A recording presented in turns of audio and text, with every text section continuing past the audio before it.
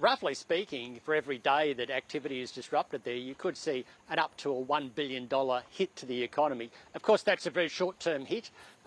Soon after, we'll start to see rebuilding and recovery, and that could provide a bit of a stimulus. But the bigger hit, the one that most Australians would relate to, is the cost to property, the damage that's occurred. And that, of course, will be longer lasting. You're looking at billions of dollars of damage there. It's just worth noting, in the last floods of 2022, the major floods back then cost the federal government about $7 billion in total costs, payments to individuals and to help the states rebuild. Shane, you say that the recovery effort is likely to inject some stimulus into the economy. Is there also a risk of inflation along with the rebuilding?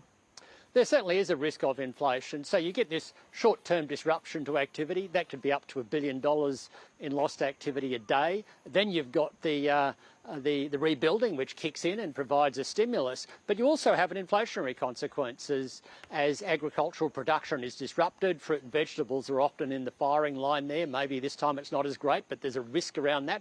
But the bigger hit to inflation potentially could come from insurance. Insurers will see multi-billion-dollar claims ultimately lodged as a result of this, just as they did in the floods of 2022. That in turn will maintain upwards pressure on insurance premiums. So that's how most Australians will experience this: higher inflation, somewhat, particularly around insurance premiums and possibly some food prices. The PM and opposition leader agree that insurers are ripping off Australians. Do you think the forthcoming budget is likely to be about anything other than cost of living issues for households and for businesses?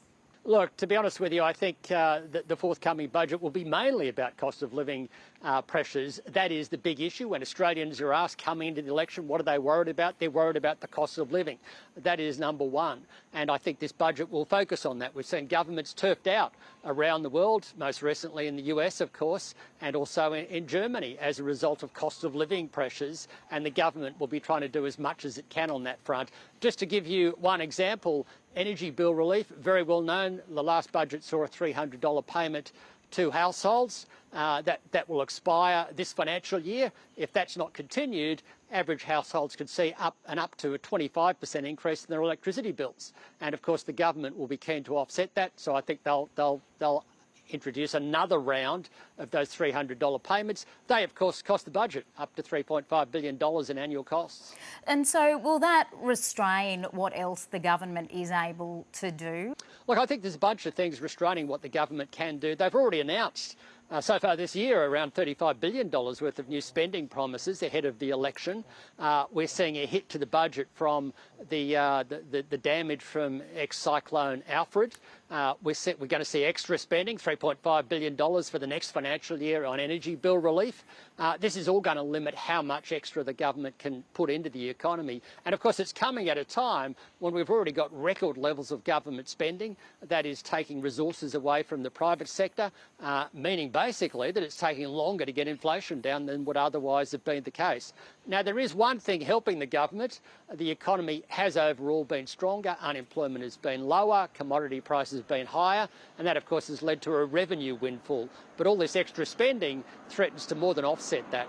Shane, will the rebuilding effort crowd out private investment, and could it even have an impact on the government's 1.2 million house building target? Well, there is a risk here, and this is what we saw back in 2022, that we had to have the rebuilding of necessity. That in turn added to upwards pressure on building material costs and labour costs, and ultimately accentuated, I guess, the housing cost pressures that we've been seeing for some time. And of course, you could see another round of that. So if anything, it does make it more difficult for the government to reach its target of 240,000 homes a year, or 1.2 million over 5 years. Shane Oliver, thank you for your insights. We look forward to seeing you in the business's budget coverage in a fortnight's time. It's been my pleasure, Kirsten. I look forward to seeing you too.